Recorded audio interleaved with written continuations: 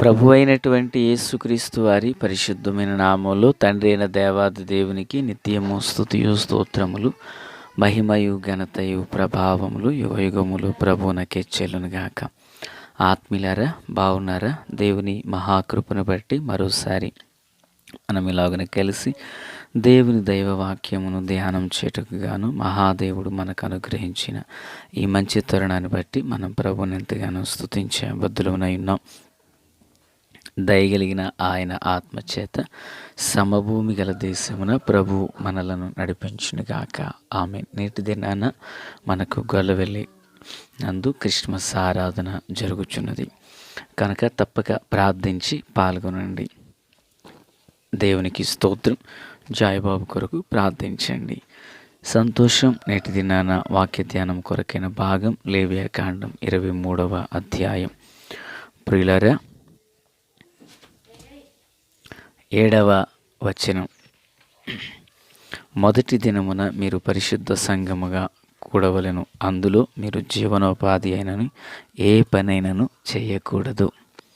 ప్రార్థన. తండ్రి దేవా స్తోత్రాలు, వాక్యం చేత మాతో మాట్లాడి మమ్మల్ని బలపరచండి, మా ఆలస్యాన్ని క్షమించండి. మీ కృప, మీ కాపుదల, మీ కనికరము సమృద్ధిగా మా అందరికీ తోడయుండును గాక. మేలు చేత నడిపించమని, దీవెన ఆశీర్వాదాన్ని దయచేయమని, కృపకు ఆధారముగు ఆత్మతో మమ్మను నింపమని, దీవించమని యేసునామమున అడుగుచున్నాము మా పరమ తండ్రి. ఆమెన్. ప్రియులారా, బాగున్నారు కదా?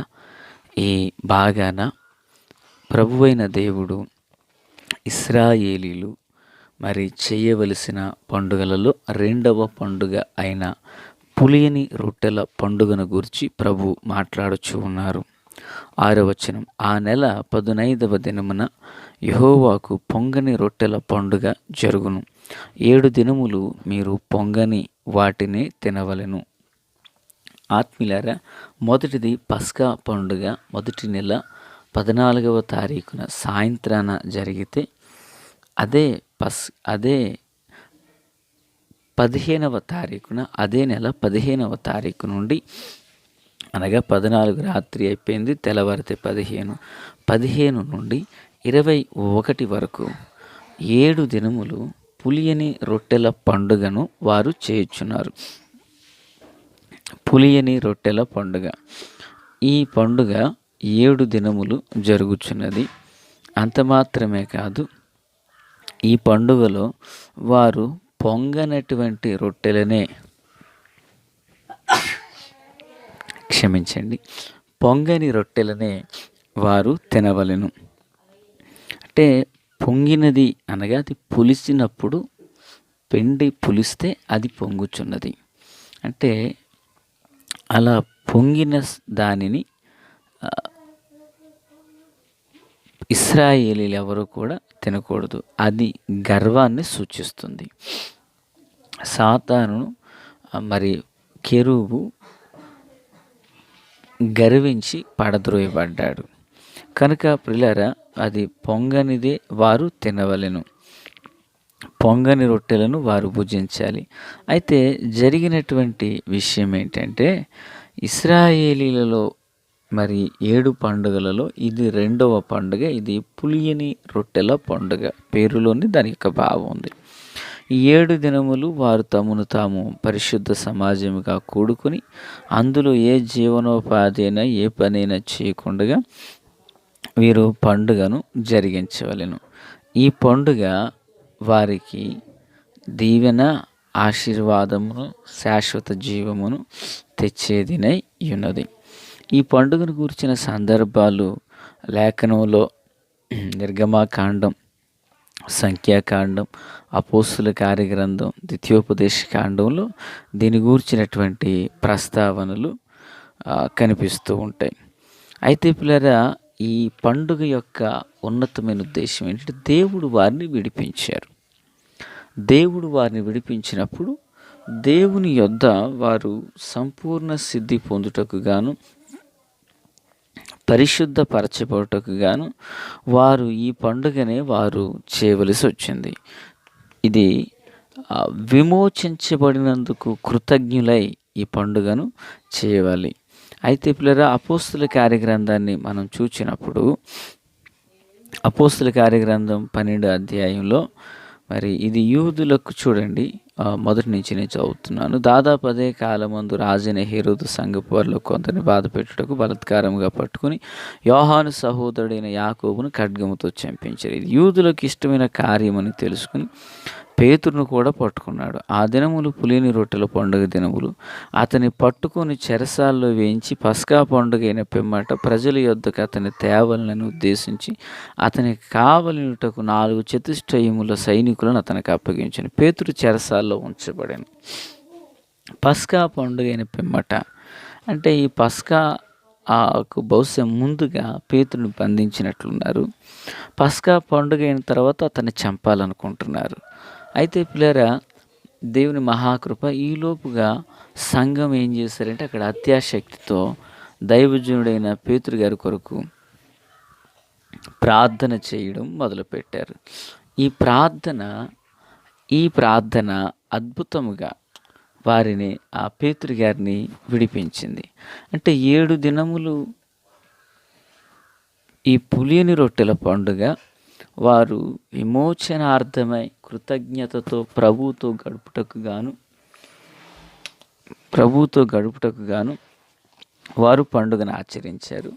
అయితే నూతన నిబంధన కాలానికి వచ్చే సమయానికి ఇక్కడ ఉండినటువంటి సంఘము ఆధ్యాత్మికంగా దైవజనుని కొరకు ప్రార్థించు నిమిత్తమై ప్రభు పాదాలు పట్టుకుని ఉన్నారు. మహా అద్భుతం ఏంటంటే ఆనాడు మరి ఇశ్రాయేలుకి ఐగుప్తులో నుంచి ఎలాగునైతే విడుదల కలిగినదో అలాగనే నూతన నిబంధన గ్రంథంలో వీరు ప్రభు సన్నిధిని వేడుకుంటున్నప్పుడు ప్రభు దగ్గర వీరు గడుపుచున్న సమయాన ఇజ్రాయేలుకి బానిసత్వం నుంచి విడుదలైతే పేతురుకు చెరసాలలో నుంచి విడుదల కలిగింది. దేవునికి స్తోత్రం. అంటే ఈనాటి కాలంలో కూడా మనం 7 దినాలు పరిశుద్ధ సమాజంగా కూడి పులిని రొట్టెల పండుగ చేయాలి అనేది ఉద్దేశం కాదు. కానీ దీని ఆంతర్యం ఏంటి? ప్రభువుతో గడపడం. అంటే ఒక వ్యక్తి ఎప్పుడైతే ప్రభువుతో గడిపారో, ప్రభువుతో సహవాసం చేశారో, ప్రభు యొక్క సన్నిధానాన్ని వేడుకుంటూ ఉన్నారో, ప్రభు వారికి సహాయకుడై కార్యం చేయబోతున్నారు.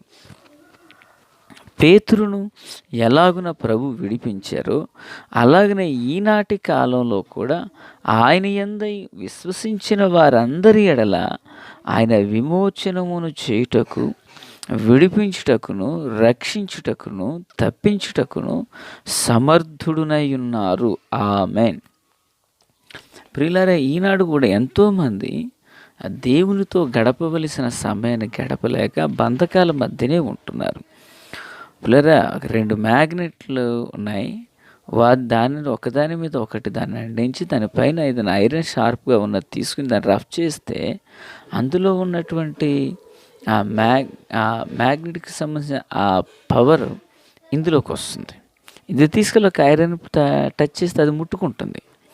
అంటే ఒకదానికొకటి రఫ్ చేసినప్పుడు దానిలో ఉన్నటువంటి ఆ పవర్ అనేది ఇందులోకి ప్రొడ్యూస్ అవుతుంది కదా.